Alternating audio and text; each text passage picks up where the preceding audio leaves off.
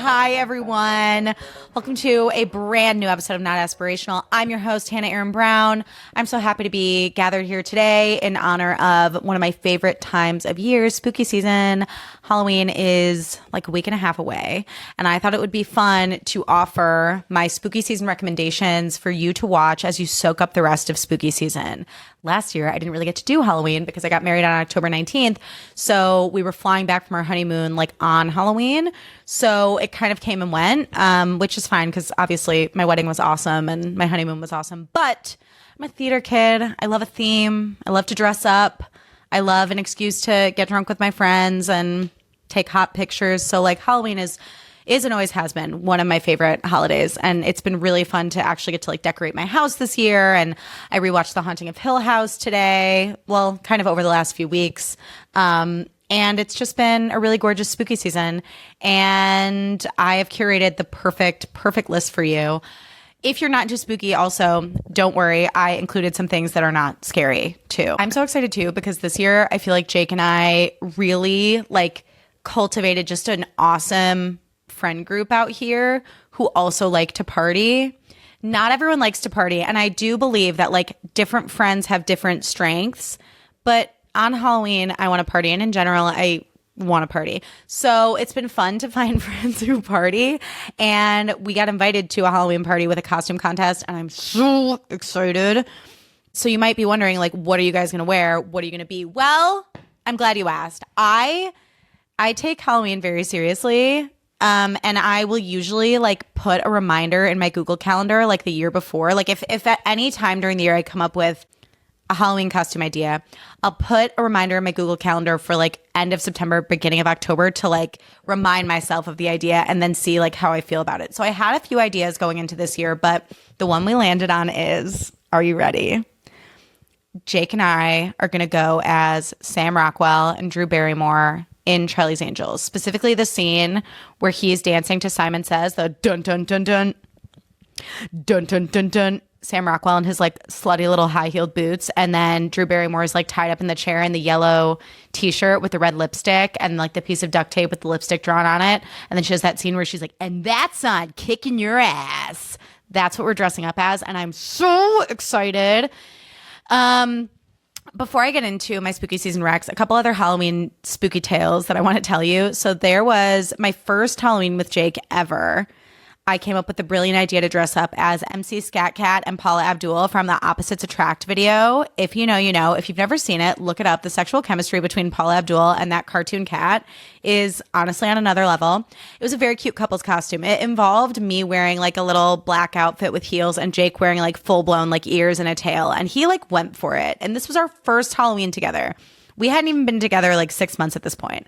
And at this point in my LA journey, I was working as a receptionist at a salon and also serving at night. So that day I had requested off the night shift at my salon job and my serving job. And so I was working at the salon in the morning, and the whole plan was I was going to be off work that night, and Jake and I were going to like get ready together at his place and have a drink and then meet up with my now sister-in-law and some friends at this bar in Toluca Lake. And I find out at the end of my salon shift that I've been called in to work at my restaurant job. And I like was like, I can't. And I have acting class. Like I came up with every fucking excuse. And for some reason, they had to call me in. And I begged to be the first cut. But it was like by the time I made it to the bar, it was like 9:30, 10 o'clock at night. Everyone was already drunk. I had been working for like 12 hours. I was in a horrible mood. And everyone else had been together like having fun. And I just experienced like the worst FOMO. I didn't get to like have fun taking my time getting ready. I had to like throw on my Paula Abdul costume. And Jake was so happy to see me. And I was just a huge bitch to everyone. Like nightmare. Like Stassi at her birthday party level nightmare. And I yeah, kind of ruined the night. Like we got in a huge drunken fight and I ended up like crying on the couch. And then the following weekend, I was like, hey, I want a redo because that was so terrible. And my fucking stupid jobs ruined everything for me. And Jake, after I was a demon to this man, was like, okay, yeah, I'll dress up with you again. So I invented a holiday called Hannahween. And we got dressed up again. And two of our friends went with us to a bar close to Jake's at the time, now our place. And I walk in and I'm just in my little black like outfit. Jake is in full ears and a tail like first weekend in November. Like Halloween is over. No one is dressing up. Like it's done. And the door guy at the bar was like, what the fuck is this? And Jake's like, I'm just dressing up for her because she wanted a Halloween redo. And we just like hung out at the bar and it was really low key with our friends. But like, is that not the sweetest thing ever? Like the fact, like, I should have known right then and there. I should have asked him to marry me like right then and there because truly, what kind of a nice person, or as my people, the Jews say, what a mensch to do that. Like I was so evil and he was like, yeah, I'll put on ears and a tail for you and walk around in public. My sweet Croatian king. I just love him so much. So this is coming out on, I'm pre-recording because we're going to be in London like right around, like right up until this comes out. But a belated happy anniversary to Jake because I mean, it's an unhinged story because I'm a demon, but like what a sweet, sweet man. And then the next spooky Halloween tale I'll tell you is in college, I was dating this guy and he dressed up as Newman for Halloween one year and I dressed up as Janice Ian and we were only together for like a few months total. But we just never should have dated. It was way too chaotic. And we got in a huge drunken fight in front of the calzone place. It's almost like you get in fights with your significant other when you're drinking sometimes. Like, I guess I was on kind of that Tom and Katie track in my relationships when I was younger. Dark. And we got in a fight in front of the calzone place and he accidentally called me by his serious ex-girlfriend's name. Like, let's say her name was Lisa. He was like, Lisa. Hannah, and I was like, oh, I was like, I can't even believe you. Like, I knew you still liked her. And I just lost my fucking mind. And I don't think that's ultimately the reason we broke up. I think we broke up just because we realized that together we were like the world's biggest flop. But everyone just like, be careful out there this Halloween, okay? And like, try not to get in drunken arguments because it's never worth it. And it always brings down the vibe. And usually the thing that you're mad about is like, totally innocuous and stupid. I will say I don't think me being mad about him calling me by his ex-girlfriend's name was innocuous and stupid. I think there was something to that because a woman's intuition is never wrong. But I'm talking about in general, make sure to take a deep breath. Try not to react in the moment if your significant other or friend pisses you off. Go to the bathroom, take a beat, take a breath, and don't let like a little misunderstanding ruin your entire night. Because think about all the time and energy and money us hot girls put into our Halloween costumes. I mean, like, maybe you have a wig. Maybe you did your makeup in some insane way. Maybe you know, are wearing some like insanely hot costume and you like got a spray tan so that you'd feel really, really confident in it. Like, whatever it is, we put energy into this shit. Do not let some tiny, stupid thing fuck with your mood. Because I know that feeling of like, once I get a bee in my bonnet about being in a bad mood, it takes a lot for me to get out of my bad mood. And so the key is to just not go there to begin with. You know what I mean? To do everything in your power to not be in a bad mood. And with that said, also, I do think any sort of Halloween weekend where it's like everyone's going to be like posting pictures and going out, blah, blah, blah. It can kind of feel like New Year's Eve where there's like a lot of pressure to like look hot and have so many friends and have so many parties to go to and like have fun.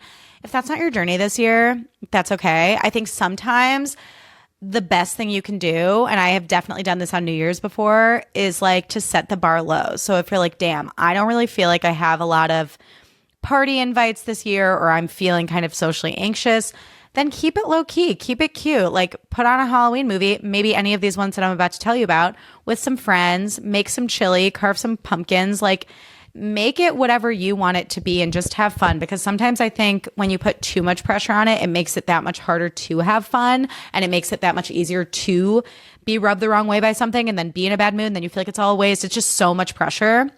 that sometimes I feel like by setting the bar low and doing something just kind of low key, you really set yourself up to have like the best time possible. So just know that that's an option for you as well. Okay, now let's get into my spooky season Halloween movie and TV recs. Okay, the first one is a movie called The Witch or The Witch, starring a very young baby-faced Anya Taylor-Joy. This is an indie movie. It is about these like Puritans from, I don't know, like 1700s or 1800s. I'm not a historian.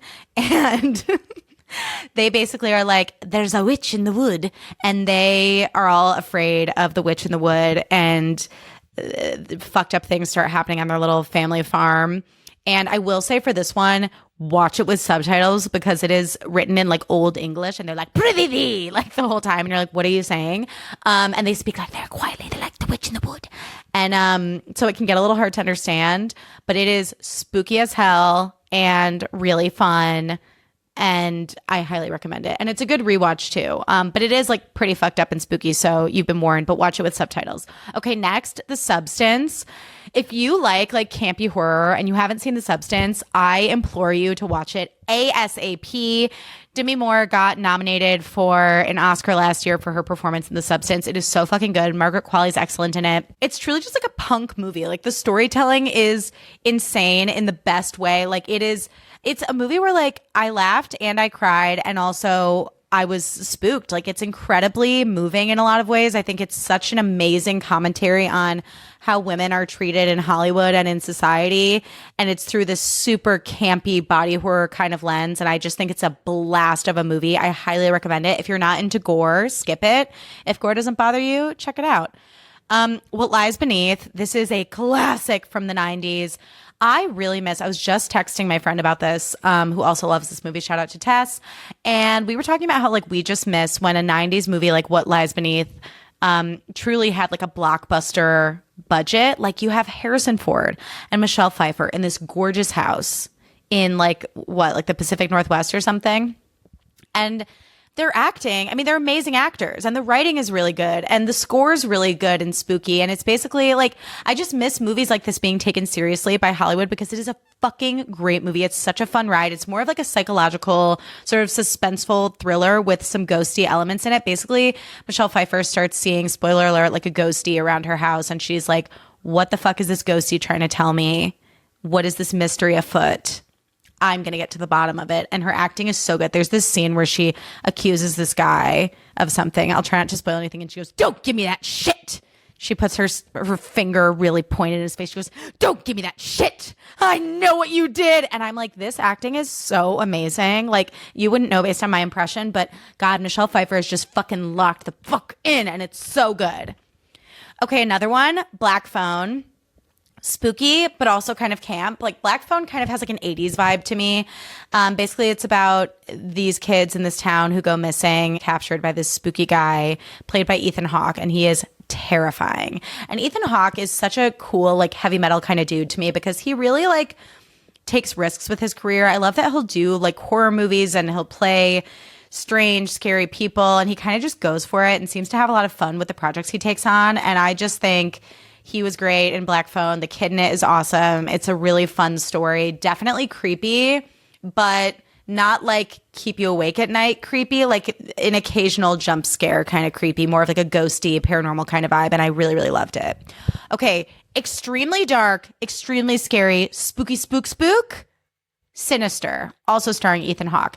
This movie is not for the faint of heart. I've seen many horror movies and Sinister like fucks me up on like a cellular level. And it's not fucked up in like an A24 kind of way where you're like watching someone like peel their nail back or something diabolical and fucked up like that. It's more like it just makes you sick to your stomach. It's basically Ethan Hawke plays this author who lives in this spooky house by himself or with his family. No, with his family. I'm sorry. And he finds these really scary tapes and they're home movies of murders done by this creepy figure. And he's trying to figure out what the fuck happened. And it is so creepy and really just like deeply, deeply unsettling. And if you have a high horror tolerance, I highly recommend it. It's one of those movies like I can't watch it every year because it freaks me out too much. But when I'm in the mood to get like really, really scared and fucked up, Sinister is where it's at. Okay, similar but different. Another movie that I don't watch every year, but I watch when I'm in the mood to get fucked up is House of the Devil. This is an indie movie and it's by Ty West, who famously did X and he did all those movies with Mia Goth, like Pearl. So it's an early Ty West movie and it's honestly my favorite Ty West movie I've ever seen. But he really borrows from the 70s sort of style of horror filmmaking. Like he'll do these really unsettling, like slow zooms in. He'll just like linger on a figure in the window for like a little bit too long where you're like, why are we watching this for so long? What's about to happen? Like he creates this sense of like suspense and tension and dread in that movie in a way that is so scary and such an incredible wild ride. This again, you have to have a high spook tolerance for it. It is a really freaky movie, but it's a blast. Also has some gore in it, so you've been warned. And Greta Gerwig has an incredible cameo in it. It's definitely flown under the radar, though. I don't know a lot of horror fans who have seen it. So if you're a horror fan and you've never seen House of the Devil and you want like a fun Greta Gerwig cameo, you want a movie that really checks all those amazing like 70s horror movie tropes, but is from like the 2010s, check out House of the Devil. You will fucking love it.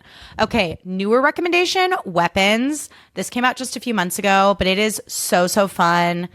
Definitely gory at times, definitely spooky, but this is a great movie to watch in like a group of people because I saw it in the theater and it's a movie where a lot of us were talking to the screen being like, no, what? Oh my God. And like, so for that reason, I would watch Weapons in a group.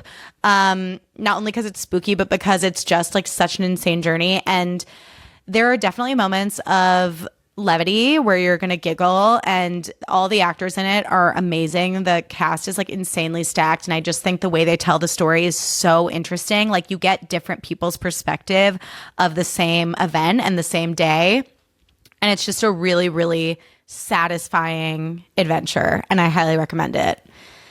It Follows is a classic favorite of mine. I think it is such a genius horror movie.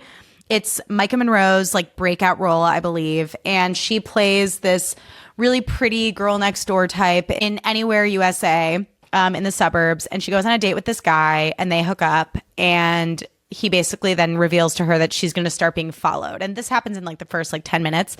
And something's going to start following her. And it's always going to be walking. It's never going to be running, but something is going to be following her. And she needs to pass it to somebody else. So it's kind of like this weird metaphor for like STDs, but it's so much more complex than that. And it's so creepy and so good. And the soundtrack is amazing. It's like creepy, like 80s video game, very like synthy kind of music. And the cast is amazing. There are a bunch of young actors and a lot of them went on to keep acting and do other things. They're all really, really good. And so it's kind of got that fun, like Goonies, Stranger Things, like ensemble kind of vibe to it, but it's really scary. And something that I think is really brilliant that is not giving anything away, but that I think was a really cool filmmaking device in this movie was you'll notice when you watch it that sometimes they're in like heavy jackets with like shorts, or like sometimes there's a new car and then there's a car from like the 50s, or like you can't tell what season it is. You can't tell what year it is. You can't tell where they are. And the reason they did that was because they wanted to make the viewer feel immediately like unsettled and uncomfortable. And so there's a lot of cool creative liberties that they take in that movie to just take you on a crazy ride. Literally drink every time I say unsettling or they take you on a crazy ride. But like, I think that's the beauty of horror is by the end, you truly feel like you got off a roller coaster and you're like, what the fuck was that? And It Follows will definitely give you that. But what I also love is that they really take their time when it's necessary to tell the story effectively. So again, like I was saying about House of the Devil, like taking the time to build tension, it's just gorgeously done. Host, this movie was originally on Shudder. It was a low-budget movie made in the pandemic, and it's basically about this group of girlfriends who decide to have a seance on Zoom in COVID to just sort of like have something to do together. And so they invite like a medium onto a Zoom to guide them in a seance. But one of the girls, again, no spoilers, this is very early on, pretends that a ghost visited her, but actually didn't. She was like pranking everybody. And so she kind of opens up their Zoom to whatever entity wants to come through. And this movie is like 59 minutes long. It's so low budget. It's literally all on Zoom. And so you think it's short, it's all on Zoom. How fucking scary can it be? Really scary. It is so good. I had a cousin who was like, I can't watch this. Like, I made my aunt watch it, and my cousin was like, I can't be in the room if you're going to watch this because it's so scary. Like, it sticks with you, and it is so fun, but it is fucked up, and I don't recommend watching it alone. I watched it alone, but like in the middle of the day, and that was one where like I woke up in the middle of the night and I was like, I'm a little scared, and I hope there's not a demon in my house, like that kind of vibe. So, you know, you've been warned.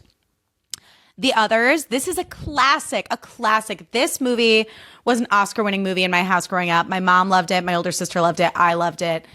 If you've never seen The Others, it is so fucking good. Nicole Kidman plays a grieving mom who lives in this like spooky giant manor in England. Her husband is at war, and she has these two kids, a son and a daughter. And they're these little creepy, pale, like British kids. And they have this disease where they cannot be in the light. So the house is always super dark. They keep the curtains pulled all the time. And this new housekeeper and groundskeeper, and then this other girl who's also helping work on the house, these three people, the movie starts with them coming to the house being like, hey, we're here to help you take care of the house. And as these people arrive, the kids kind of start telling them, especially the daughter, that she's been seeing like weird people around the house, and she has drawings of all of them. And so it's figuring out like what the fuck is going on in this house with these kids, what's real, what's not, what's a ghost, what's not. It's so good. And if you've never seen it and you have managed to, since this movie came out in like fucking 2002 or whenever it came out, if you have managed to avoid the plot twist all these years, please do not Google, go in blind, because it is one of the most epic plot twists of all time. It is such a blast. Check it out. Very, very spooky. And then Paranormal Activity, the entire franchise. Those movies, every time a new one comes out, I go, I've fucking been there, done that. How scary can it be? Every single one. Banger after banger, spook after spook. They scare the shit out of me, and they are so fun. Like, if I had the power, I would force all of my friends to hang out with me at my house. I would make it super dark and spooky. Like, we would start at noon and we would just go all day and binge watch the Paranormal Activity movies. Like, that is my idea of a perfect day. Just like eating pizza and drinking beer and like treating it like the Super Bowl and just watching every Paranormal Activity movie in order. They are so fucking fun, but they are all extremely creepy. So be careful. And then as far as series, like spooky season series that I recommend, I mentioned The Haunting of Hill House. I think that is such a good rewatch. Even if you've already seen it, like I think it's a great rewatch because there are little ghosts like hidden throughout the season, like under a piano or like behind a door. So if you rewatch it, it's fun because you can catch ghosts that you didn't see the first time around. So you really feel like you're being like haunted as you watch it. But what I love about it too is that it really feels like it's like a family drama, but with ghosts. Like it's like August Osage County, but with ghosts. Like it's so grounded as far as like the family dynamics and how the siblings relate to each other. But then the added element of, you know, this haunted house kind of wreaking havoc on their family just adds a whole other layer of scariness and another source of conflict and tension between the family members. So it's a really, really fun ride. And if you've never seen it, The Bent Neck Lady, episode 5, I believe, is truly one of the most amazing episodes of television I've ever seen. Like, I would give anything to be able to watch that episode for the first time again, because another incredible plot twist that you do not see coming, and it is so satisfying to watch. Also, that show gave Victoria Pedretti her start, and she's really great at playing a spooky, haunted girly. So highly recommend. And then another one, this is a new Netflix show. It's called True Haunting. I think there's like 5 episodes, but basically it's people who actually experienced real life hauntings and then reenactments of what they went through. And the reenactments are like kind of cheesy, but they're like high budget. Like the acting is good, the writing is good, the set design is good. So it's kind of like an elevated spooky reenactment show. And I just really enjoyed it. I binged it in like a day.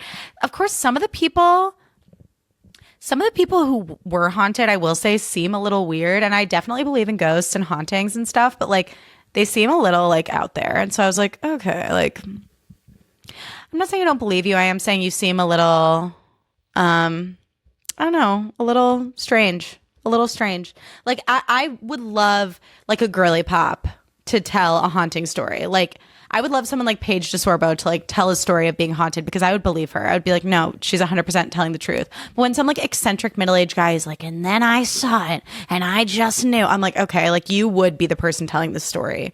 Or some mom that's crying, being like, and I was so scared. I'm like, you are exactly the type of like JCPenney mom from the 80s who I would expect to tell this story. Do you know what I mean? That sounds mean. Anyways, now let's get into my not spooky recommendations. First of all, Practical Magic.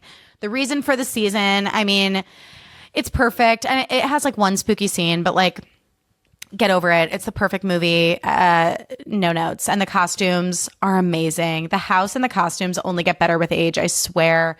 Everyone at their peak. Diane Weiss, Stockard Channing, Nicole Kidman, Sandra Bullock. Fun fact, I actually were drunk in the Midnight Margarita scene because Nicole Kidman, being the baddie she is, brought tequila to set and encouraged them all to drink. So they're all actually drunk together in that scene. And that just makes me really, really happy. Also, fun fact, if you start watching Practical Magic at exactly 11:12 p.m., you get to experience the Midnight Margarita scene as the clock strikes 12 in the movie. So that's a really fun spooky season activity if you can stay up late enough. Grow the fuck up, stay up late, and enjoy your midnight margaritas with friends and all the witches in Practical Magic. I tried to do that at my bachelorette party, and like no one else was into it, and I was literally just like dancing around with a margarita by myself, which was like really fucking humiliating. And I wish everyone would have like sacked up a little bit more, but that's neither here nor there. Really fun idea for a girls' night. Do a little spooky season night, and then start Practical Magic at 11:12, and then drink midnight margaritas with the movie. Okay, moving right along. School Spirits is a really cute Paramount Plus show starring, among other people, Milo Manheim. And it's about these teenagers who are all ghosts and they're like trapped in a high school. And it's a mystery and it's really cute and a fun little suspenseful show. And Milo Manheim is so cute in it as Wally. Wally forever. So I highly recommend. Halloween Town. It's a classic for a reason. Always a blast. The new Haunted Mansion movie with Lakeith Stanfield, it came out like a few years ago. So fucking good. Made me cry. I wept. It was so fucking good. So highly recommend that one. Casper, a classic. Oh my God. I put that on to fall asleep last night. I fully forgot. So fucking good. Kerrigan, my queen. My queen, Kerrigan. My best friend Liz, one time we were at my friend's bachelorette party and she and I were at the pool and she like, I forget why, but out of nowhere she just went, Kerrigan. And I just started laughing and I was like, that is best friendship right there. When your friend can like say an obscure line from Casper and you just go, fuck yeah, I know exactly what you're talking about. Coraline, really scary, but in a fun, cunty way. Buttons for eyes. Like Other Mother is Mother. You know what I mean? Like she's like, hey, Coraline, I made you your favorite cake. And like Coraline's like totally down until she's like, wait, you're going to put buttons on my eyes? I'm not down anymore. Really fun movie. Really spooky. Are You Afraid of the Dark? 10 out of 10 recommend going back and watching some old episodes of Are You Afraid of the Dark? Because there are some that are really, really scary. Especially this one episode where Tia and Tamara are in it and like one of them like gets turned into a lizard. Like it's kind of like the movie Us, honestly. It's like there's one that's like evil and one that's nice, and the evil one like turns one of them into a lizard and like steals her whole life. It's like really scary. So watch Are You Afraid of the Dark? Because there are some that are so scary where you're like, why the fuck was I watching this as a kid? But it is really fun to revisit. And then finally, Scream Queens, which some people would argue is spooky because there's like murder in it, but it is so campy and so funny. And honestly, like Ryan Murphy is my nemesis. I think so much of what he puts out is truly hot, flaming dog shit, like hot, flaming garbage. But I love Scream Queens. I think it is so funny. I think Emma Roberts is at her absolute best. It is just such an irreverent piece of art. It's unhinged in the best way. And you have like Ariana Grande and Keke Palmer and Lea Michele and who else? Billy Lord, Abigail Breslin. Like I just feel like it's a real also like young Glenn Powell. It's a really fun ensemble style show. And if you just love like campy horror like the movie Sleepaway Camp, you will love Scream Queens. It is a blast. And there's a second season. I don't recommend watching it. Just watch the first season and have the best time. Y'all, that's my list. I really hope you like it. I'm sorry this episode is a little bit shorter. I am going to close things out with Grow Up. Okay, here's my Grow Up for this week. It's Halloween themed. And that is being rude when you don't understand someone's Halloween costume. There was one year, and there have been multiple years where this has happened to me, but there was one specific year where the show, The Leftovers on HBO was out, and I was so obsessed with it that I just assumed that it was like mainstream and everyone was obsessed with it because all my friends were, but I guess not everyone knew what it was.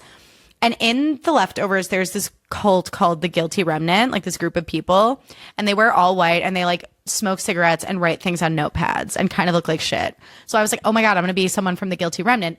Now, looking back, it would have been much more effective as a group costume, right? But I didn't think of that. I was just like, oh, I already have a bunch of white clothes. I don't have any money to buy a new costume. And this is like clever and funny. Like, let's go for it.